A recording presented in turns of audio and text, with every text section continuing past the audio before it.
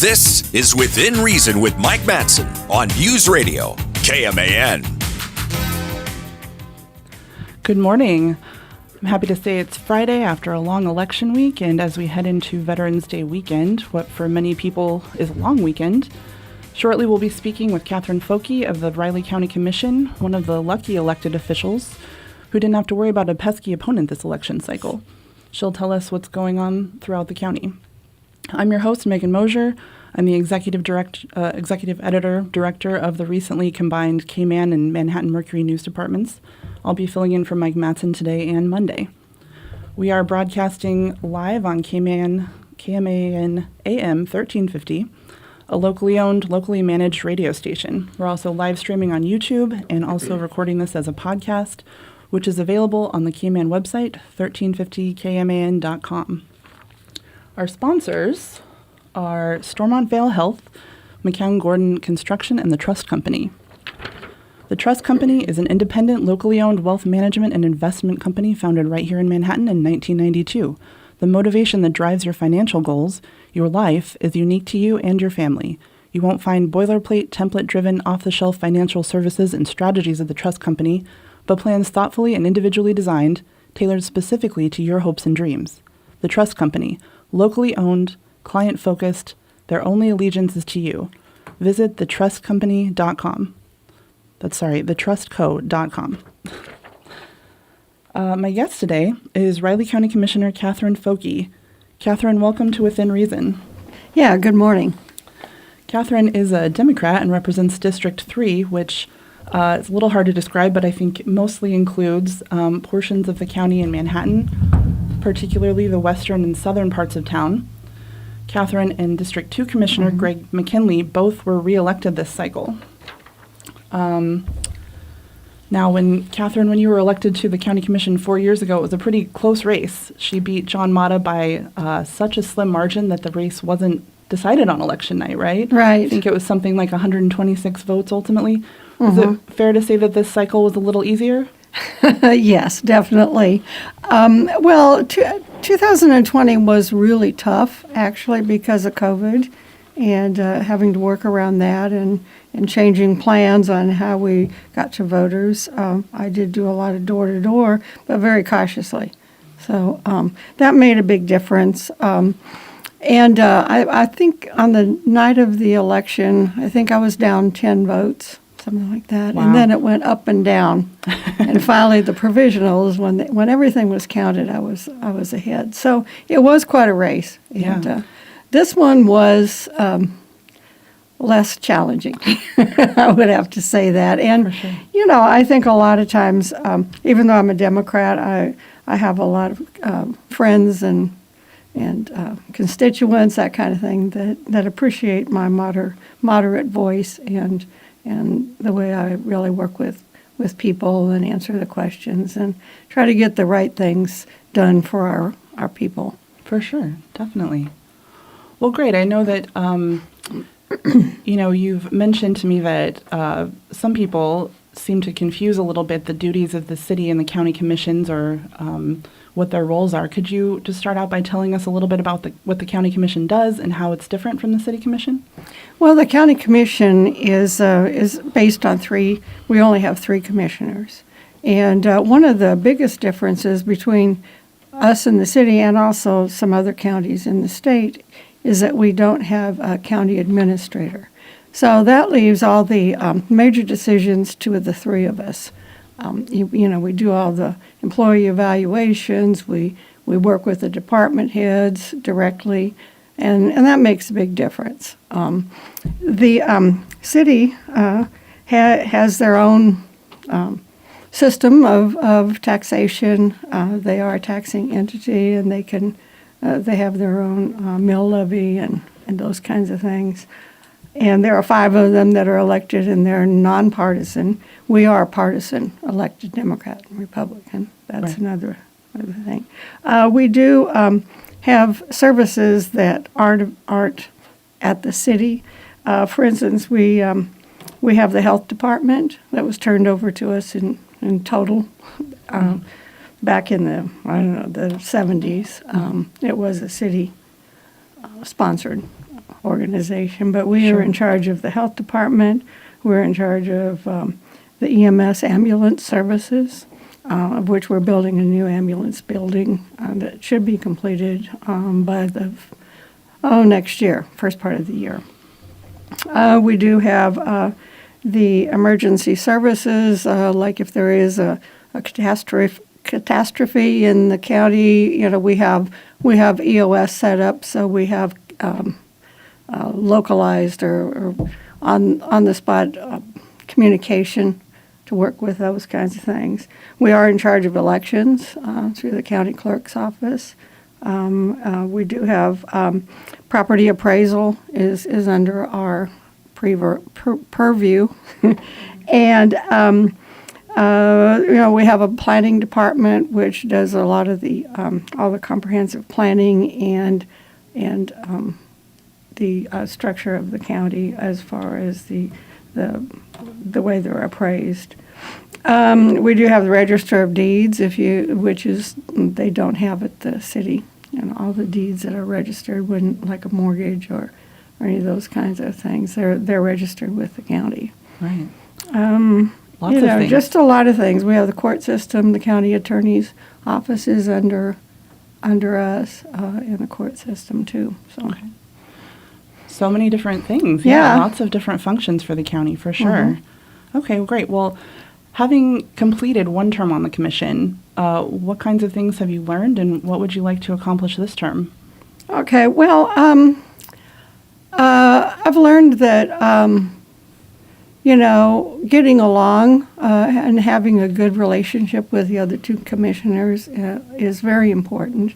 And, we may disagree at times, but we can walk away and shake hands and be friends. So that's one big thing that I think a lot of people didn't like of past commissions.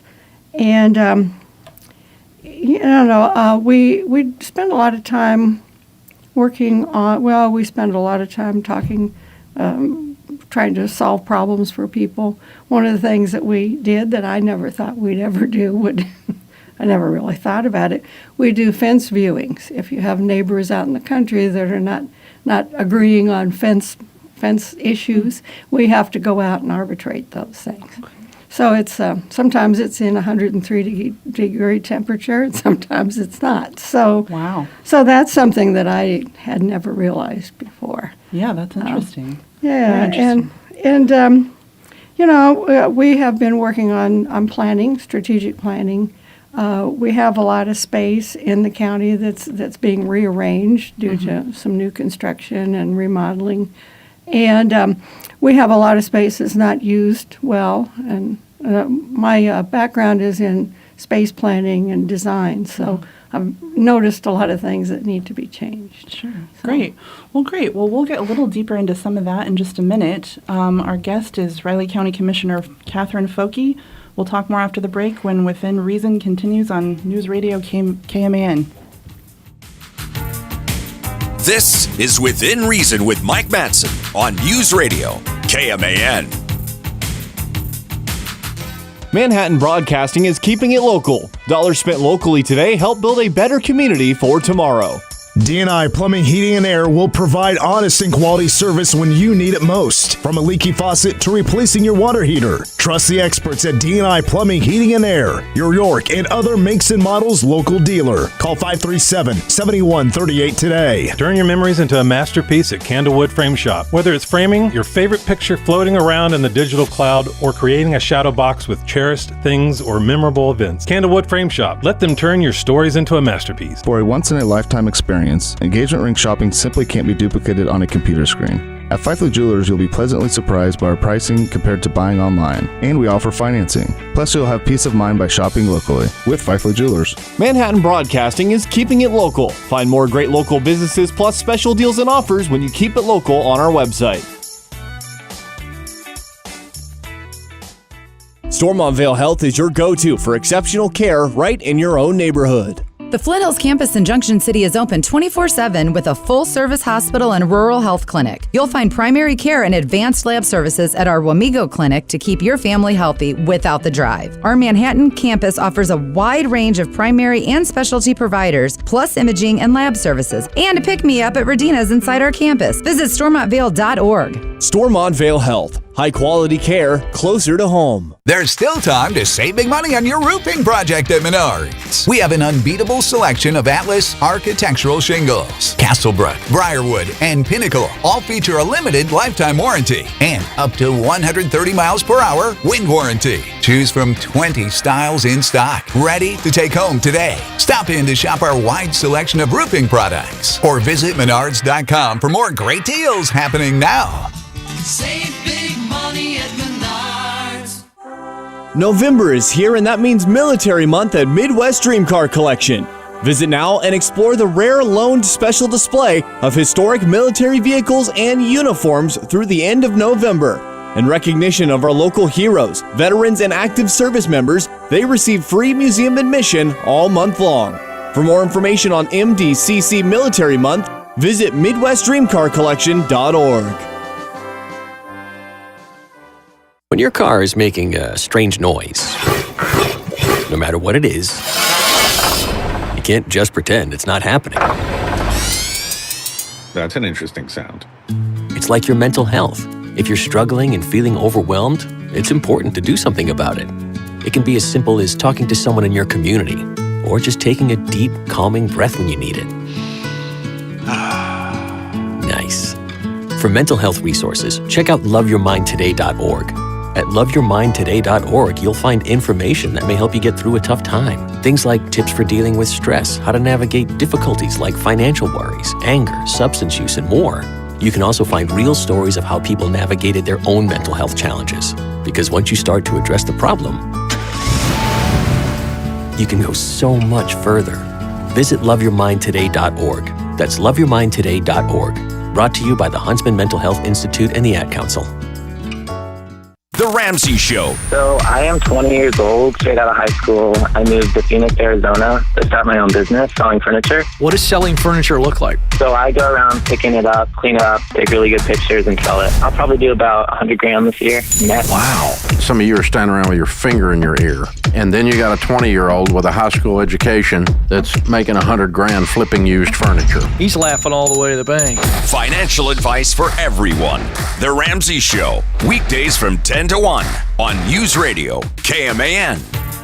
This is Within Reason with Mike Matson on News Radio, KMAN. We're here with Kathryn Focke, Riley County Commissioner. Kathryn, I want to get into some of the big issues facing the commission. Let's start with the fairgrounds, which includes Potter's Hall. Can you talk about what are some of the problems facing the current facilities? Okay. Well, they're all dated. Whoops. They are all dated. They need to be redone. They need to be, we need to reevaluate those things, which we've started that. Potter's Hall has some major structural problems that we fixed in the past, but it's becoming very expensive to keep fixing a problem that's not going to be solved. So we're looking at what we do with that facility because it's really used by a lot of community organizations. We keep the cost down, and it's in use every day, right? And nights also. So we need to look at that and figure out what we're going to do. There's also the fairgrounds that we have. When the fair is on, we have a lot of people. We have the carnival. We have the rodeo. But there are, which a lot of people don't realize, there are a lot of activities that go on that we use those facilities, like for the horses and the cattle and sheep and all the 4-H things, horses during the year that are outside of the fair. So we need to make make accommodations for those. Now we have had a task force in the past couple years dealing with the fairgrounds in particular. They wanted the result that they really wanted was to move the fairgrounds up to where the county offices are, county public services are. But that is very costly.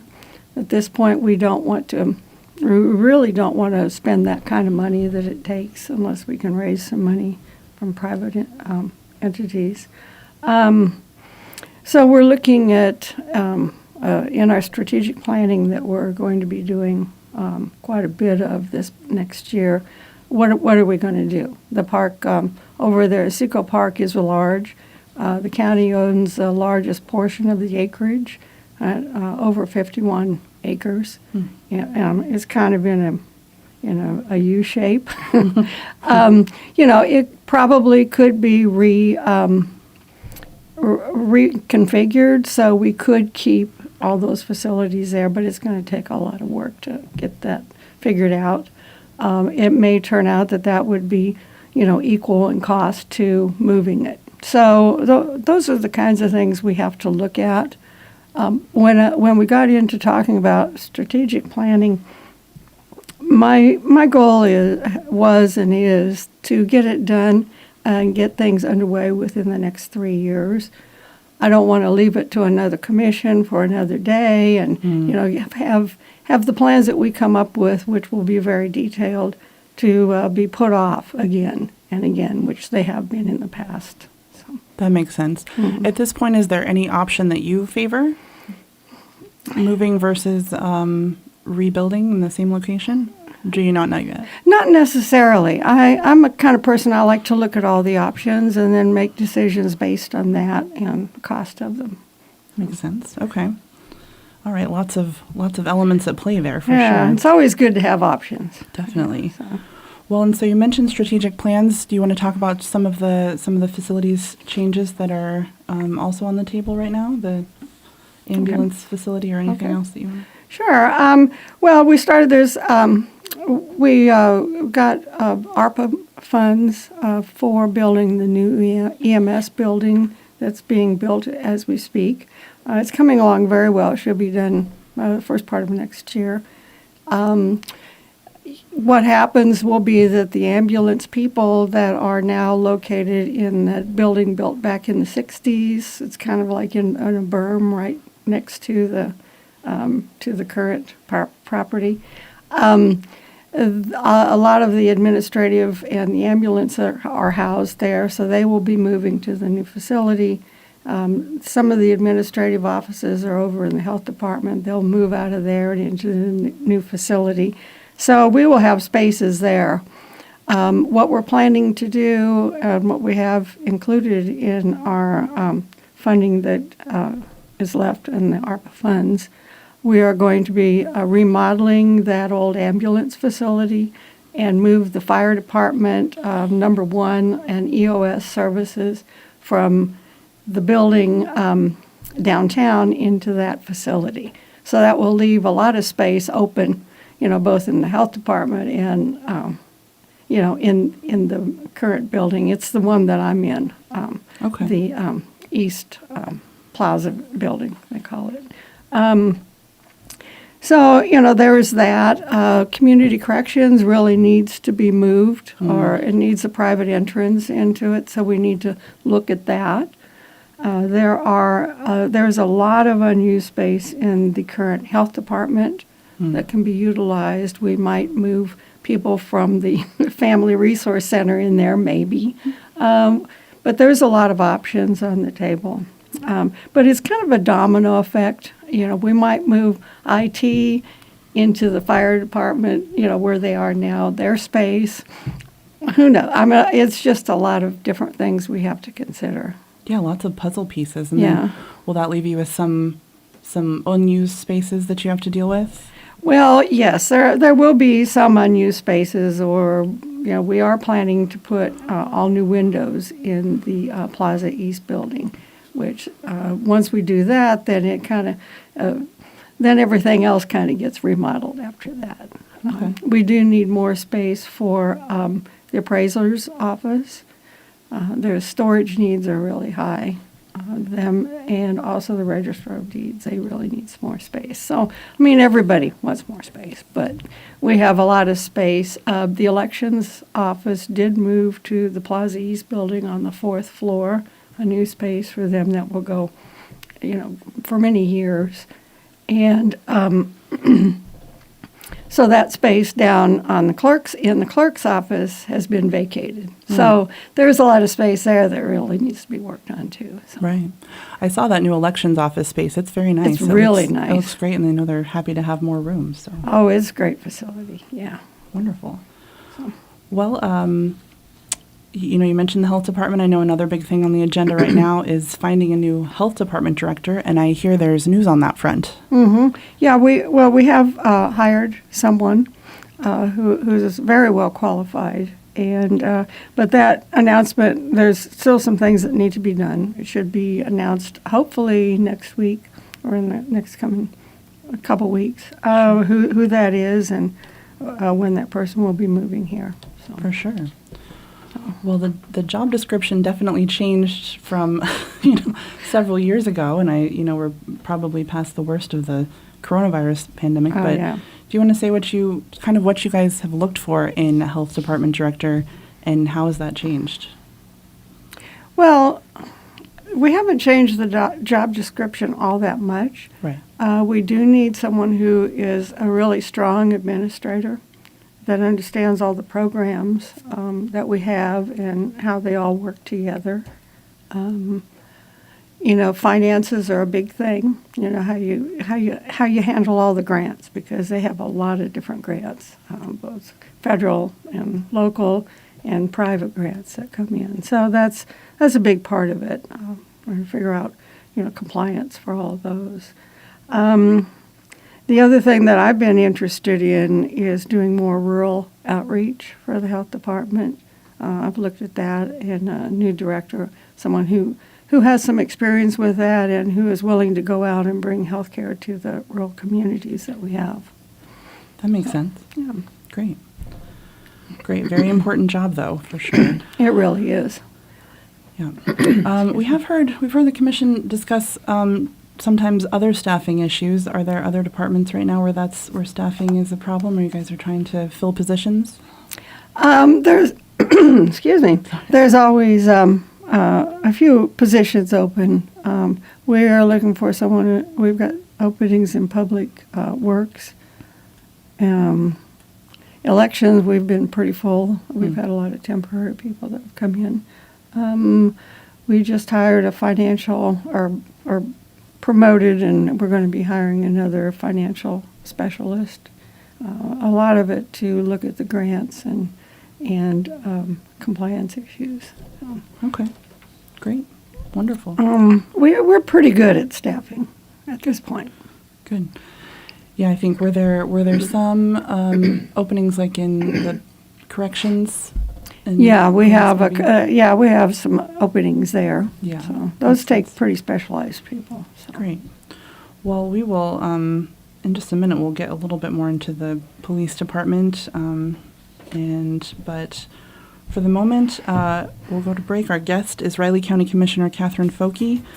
We'll talk more when Within Reason continues on News Radio KMAN. This is Within Reason with Mike Matson on News Radio KMAN. Oh no, stomach issues again? Stomach issues? Who are you? Your pancreas. I could be the real reason for your diarrhea, gas, bloating, stomach pain, or loose oily stools. I thought it was my stomach. People often do, but any of these symptoms could mean having a condition called exocrine pancreatic insufficiency, or EPI. With EPI, the pancreas doesn't release enough enzymes to break down food, but EPI is manageable. Use the symptom checker on identifyepi.com and speak with your doctor. That's identifyepi.com. Sponsored by AbbVie. Point! Hey, you okay? You don't normally miss those shots. Oh, I just haven't been as regular lately, and it's making me feel sluggish. You should try Metamucil. It's been a game changer for me. Metamucil's plant-based psyllium fiber helps trap and remove the waste that weighs you down. Ace, you're moving better than you were last week. Definitely. Metamucil keeps you moving. These statements have not been evaluated by the Food and Drug Administration. This product is not intended to diagnose, treat, cure, or prevent any disease. Learn more at metamucil.com. Life is full of great pairings. I mean, what's a bow without an arrow? Homes without Watson. Here at Sugar Creek Country Store, just down the road in St. Mary's, our fresh-made deli sandwiches are fantastic on their own. But pair them up with one of our signature sides like the Amish coleslaw, bacon maple potato salad, or zesty bow tie pasta salad. Stop in and pair them up at Sugar Creek Country Store, just down the road in St. Mary's. You'll always find a smile at Sugar Creek. Hi, I'm Jeremy from Pawnee Mental Health. Suicide isn't easy to talk about, but it's a conversation that can save lives. If you or someone you care about is struggling, please reach out. Call or text 988 to connect with the National Suicide Crisis Line or contact Pawnee's Crisis Stabilization Unit at 1-800-609-2002. You don't have to face this alone. Let's talk, because reaching out can save a life. This is Dalton Melican with the Manhattan Fire Department for some home fire escape tips. When making a home escape plan, draw a map of each level of the house. Show all doors and windows, go to each room, and point 2 ways out. Practice the plan with everyone in your household, including visitors. Teach your children how to escape on their own in case you cannot help them. Make sure they can open windows, remove screen, and unlock doors. A closed door may slow the spread of smoke, heat, and fire. Install smoke alarms in every sleeping room outside each separate sleeping area. Have an outside meeting place, something permanent, like a tree, light pole, or mailbox, a safe distance in front of your home where firefighters will easily find you. Make sure your house number can be seen easily from the street both night and day. If there's a fire in your house, when the smoke alarm sounds, get out and stay out. Go to the outside meeting place, call 911 or the fire department. If there's smoke blocking the door or the first way out, use your second way out.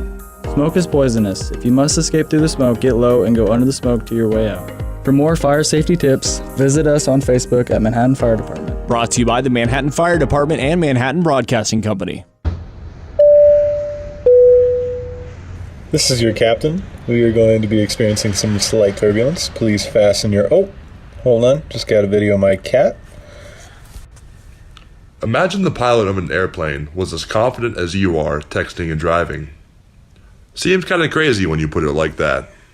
Visit StopTextStopWrecks.org. A message brought to you by the National Highway Traffic Safety Administration, Project Yellow Light, and the Ad Council. I'm jumping in with my clothes on. Most party fouls are pretty dumb, but if you decide to drink and drive underage, you could lose your license and your freedom. Learn more at ultimatepartyfoul.org. Brought to you by the National Highway Traffic Safety Administration and the Ad Council. Listen to the Under the Hood Show with the Motor Medics for the best car advice on radio. Every Sunday morning at 5 a.m. here on KMAN. KMAN's Morning News, tomorrow morning 6 to 9. This is Within Reason with Mike Matson on News Radio, KMAN. We're back with Riley County Commissioner Kathryn Focke. I'm your Within Reason host today, Megan Moser. Kathryn, if we can, let's get a little bit into the discussion of the police department. Last week, City Commissioner Peter Oppelt was on the show.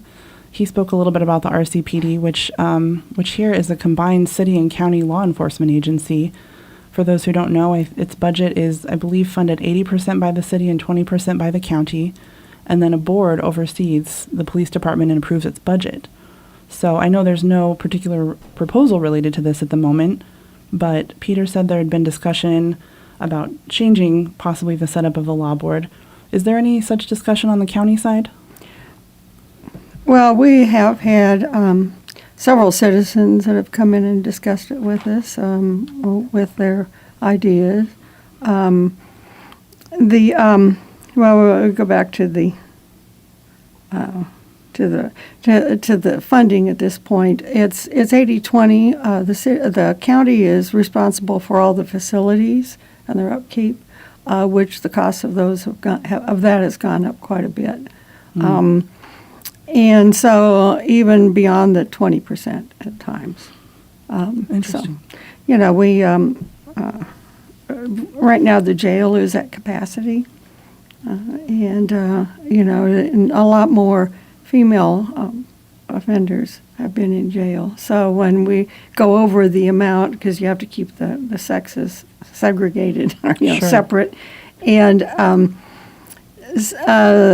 we have sent some of the overflow on, especially the female offenders, up into other counties for housing.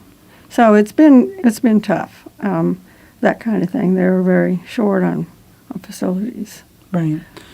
Is there still, or are they still looking at a new or expanded law enforcement center at this point? Well, there is one proposed that they had designed.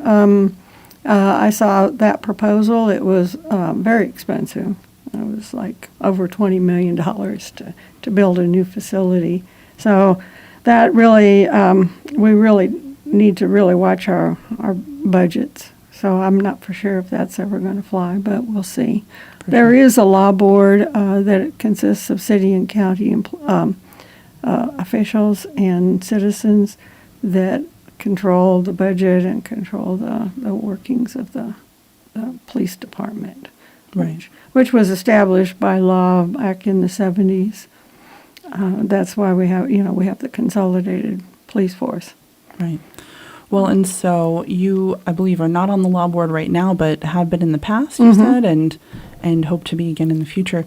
Do you think that the law board should be made up only of elected officials, or do you think that it should include these at-large members who are just residents in the community? Well, I haven't decided yet on how I feel in particular. I do understand the argument that the citizens aren't accountable to like elected officials are. So that is a good argument. The argument on the other side is that we really need citizen input. So it's kind of I haven't I haven't totally decided yet on which way I would want to go. They do have a citizen advisory board that advises the director. So there is citizen input there. We kind of we rotate with the city as far as the amount of appointees we can have and city and officials. I guess at one point in history it was all elected officials, and then there were complaints that there was no citizen input, so then it was changed. So it's not in statute that it has to be one way or the other. It will be a decision that we will have to make. So right.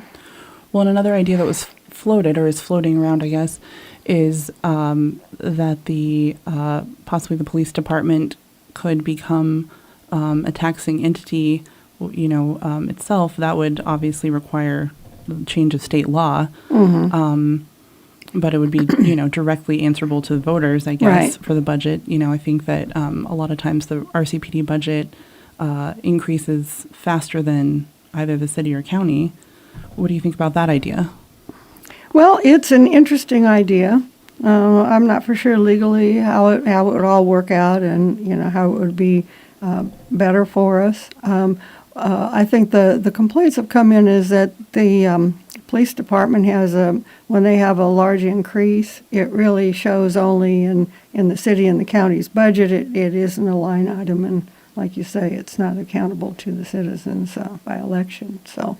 I don't know if a taxing district is the right thing to have, or I don't know. I just haven't looked at it carefully enough, and that recommendation would come from the law board, not from the commissioners in general. So. Okay, all right, makes sense. Lots of issues to consider there, and definitely we hear that the overpopulation at the jail is an issue. So it's something that will have to be addressed one way or another.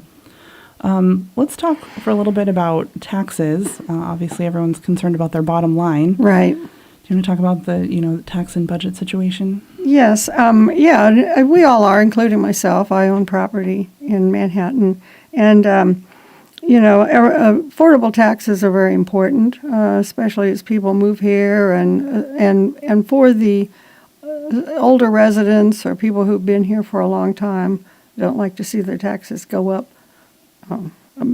a lot, but then again, when the appraisals come in and their taxes go up, on one hand, it's tough to afford them for some people, and on the other hand, when you sell them, you get the extra money for your property. So it's kind of, I feel my property in about 4 years has really changed. It's gone up about 18 to 20% per year. But I look at when I turn around to sell it, at some point I'll get that increase. But I don't. As far as balancing the budget month to month, it is kind of tough. And that's what a lot of people are feeling. One of the things that we have in this county is that we have a lot of tax-exempt properties.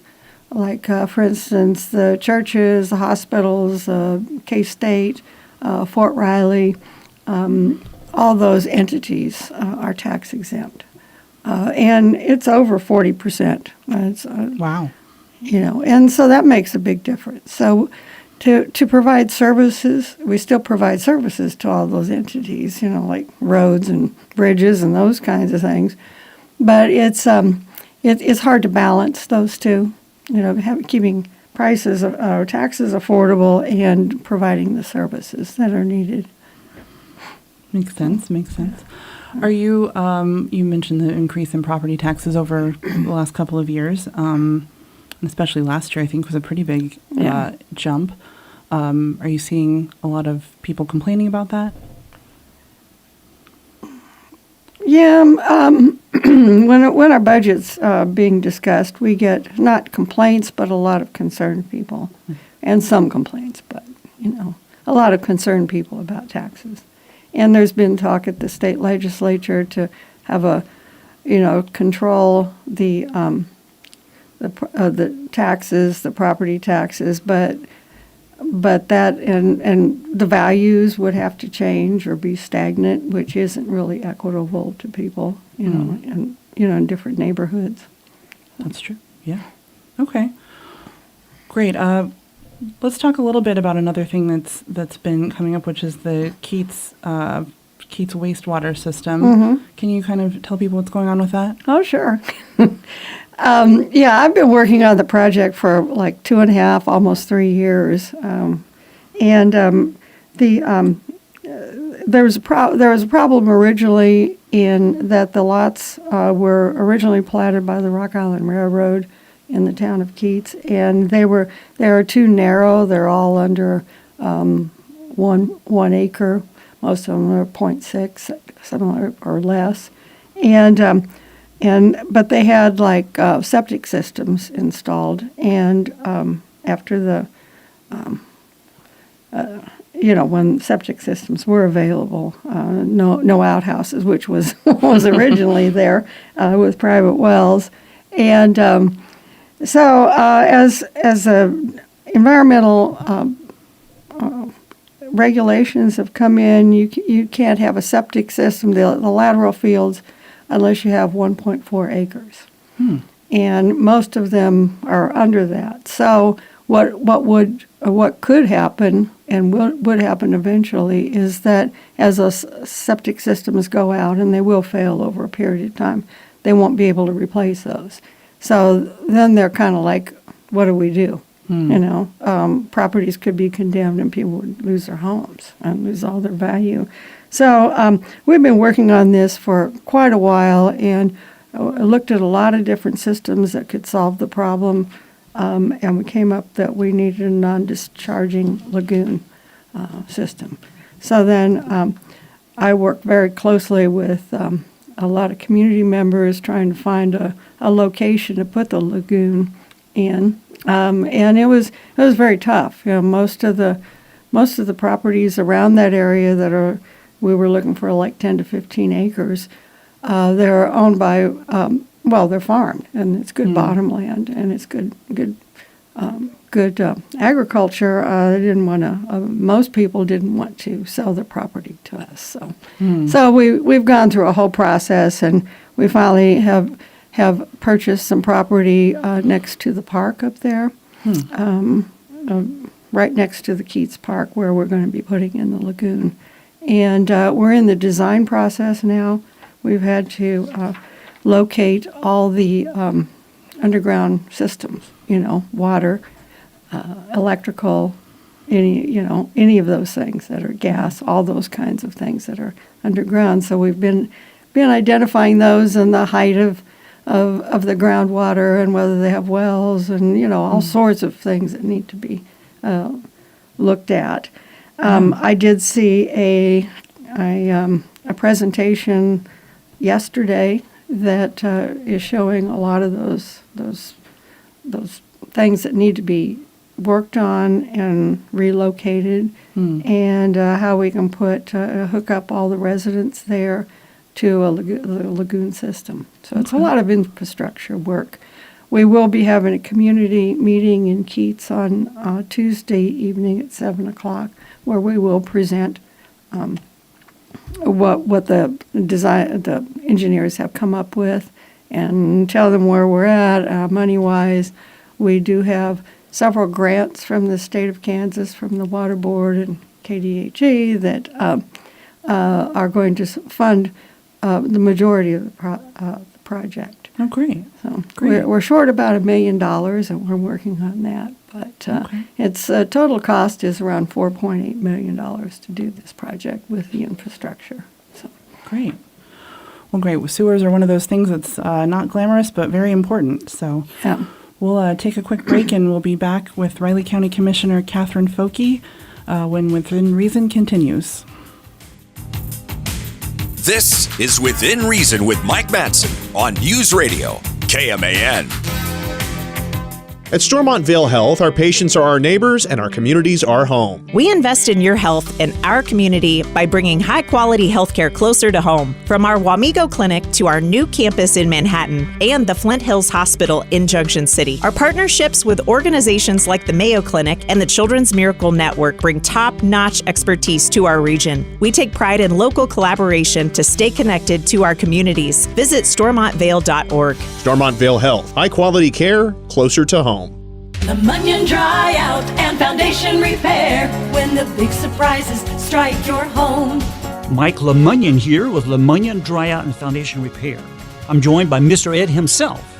Mr. Ed, may I ask, what solution is there for basements that are wet all the time? Well, Mike, we can waterproof your basement and transform it into a dry and usable space. Our waterproofing system comes with a lifetime transferable warranty. And if your sump pump needs to be replaced, we install Energy Star rated Pro Series industrial grade sump pumps with a battery backup for those times when the power goes out. That sounds great, Ed.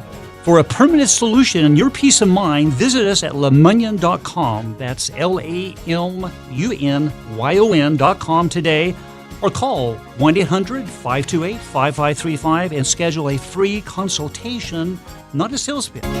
Leave it to Lemunion when the big surprises strike your home. The secret to getting ahead is getting started. The words of Mark Twain. If you know what it's like to be behind and you're looking to get ahead for a change, it's Central Time. Open a new opportunity checking account with Central National Bank that makes finances easy. Account opening is subject to qualifications. Restrictions may apply. Central National Bank, money for life. Member FDIC. Money for getting started since 1884. Looking for pest control you can trust? Choose Plunkett's Pest Control.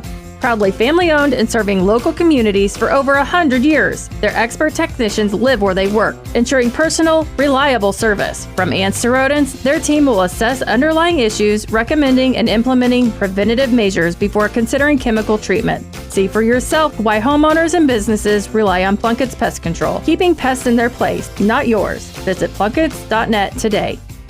Hi, I'm Jake Powell with the Manhattan Fire Department, here with some smoke alarm tips to keep you and your family safe. Install smoke alarms in every sleeping room, outside each separate sleeping area, and on every level of the home. Interconnect all the smoke alarms throughout the home for the best protection. When one sounds, they all sound. Make sure you can hear the smoke alarm from where you sleep. Test your smoke alarms at least once a month by pushing the test button. And make sure everyone in the home understands the sound of the smoke alarm and what to do if it goes off. Smoke alarms with non-replaceable long-life batteries are designed to remain effective for up to 10 years. If the alarm chirps, warning that the battery is low, replace the entire smoke alarm right away. For smoke alarms with replaceable batteries, change these batteries at least once a year. If the alarm chirps, replace the battery. All smoke alarms should be replaced when they are 10 years old or no longer function when you push the test button and change the battery. For more fire safety tips, visit us on Facebook at Manhattan Fire Department. Brought to you by the Manhattan Fire Department and Manhattan Broadcasting Company. From opening night to Super Bowl 59 in New Orleans, don't miss a second of the NFL this season. Hi, this is Kurt Warner of Westwood One. Join our crew each week for the best in primetime NFL action. Monday night, Sunday night, and Thursday night football, plus marquee games on Thanksgiving, Black Friday, Christmas, and more. Westwood One is the exclusive radio home for every primetime and postseason game. It's right here. 1350 AM, 93.3 and 93.7 FM. This is News Radio KMAN. This is Within Reason with Mike Matson on News Radio KMAN.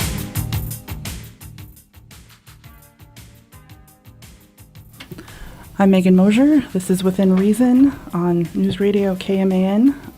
The Trust Company is one of our sponsors. The Trust Company is an independent, locally owned wealth management and investment company founded right here in Manhattan in 1992. The motivation that drives your financial goals, your life, is unique to you and your family. You won't find boilerplate, template-driven, off-the-shelf financial services and strategies at the Trust Company, but plans thoughtfully and individually designed, tailored specifically to your hopes and dreams. The Trust Company, locally owned, client-focused, their only allegiance is to you. Visit thetrustco.com. We're here with Riley County Commissioner Kathryn Focke. Kathryn, let's talk a little bit just about what it is to be a politician, a Democrat in a red state, and you ran unopposed, but several of our races in the area went red. What does that mean, do you think? What do you make of it?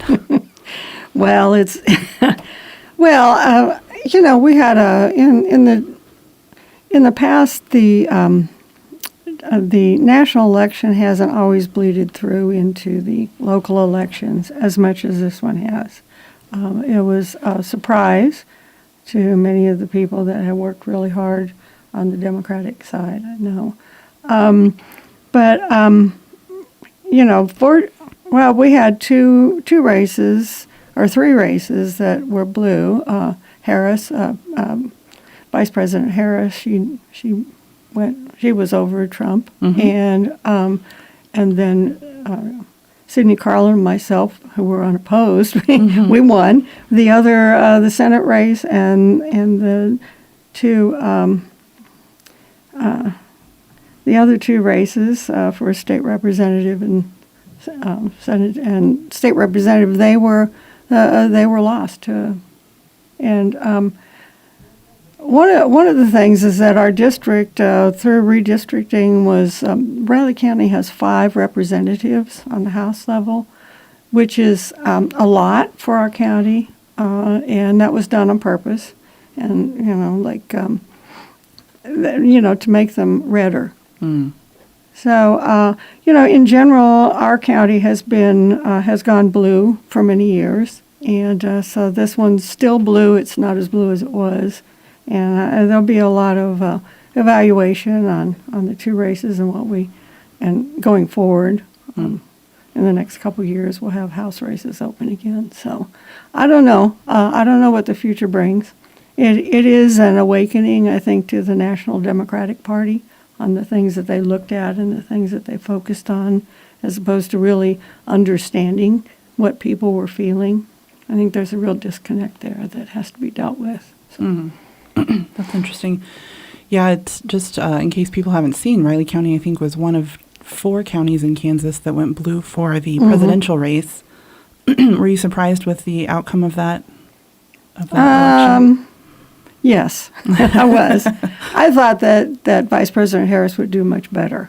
I knew it was going to be tough, but she seemed to have a lot of momentum, a lot of issues. But like I said, they probably focused on some issues that weren't that important to the working class people and the normal people out here in the world. Sure. Well, and you mentioned that the county commission is a partisan mm-hmm. body, and so unlike the city commission and the school board, mm-hmm. you work with two commissioners who are both Republicans, correct? Mm-hmm. Right. Do you find that you work well together despite your differences? Yes, I think so. It took them a little while to get used to me, I think. Figure out who I was and, the kinds of, my attitudes about things. And I'm always one to ask questions. And I think a lot of it, and I don't want to sound sexist, but I think women, a lot of time, women govern differently than men do. They look at issues a little bit more, they look at issues more, a lot more issues before they make a decision. At least I found that with a lot of women politicians. And I think it's just a difference in how we think about things. But in general, we get along really well. We don't always agree. Sure. But we can walk away and still, be civil and kind to each other. So that's important. Great. Well, as we kind of get close to the end here, any other issues that you want to talk about that we haven't covered? Not really. I just would like to say that anytime someone wants to get in touch with me, they're welcome to call me. My phone numbers are listed on the website, or send me a message, because I really like to hear from people to see what they think. Even things we talked about today, the changes that we're going to be making. I'd certainly like to hear from people. And we meet on Mondays and Thursdays.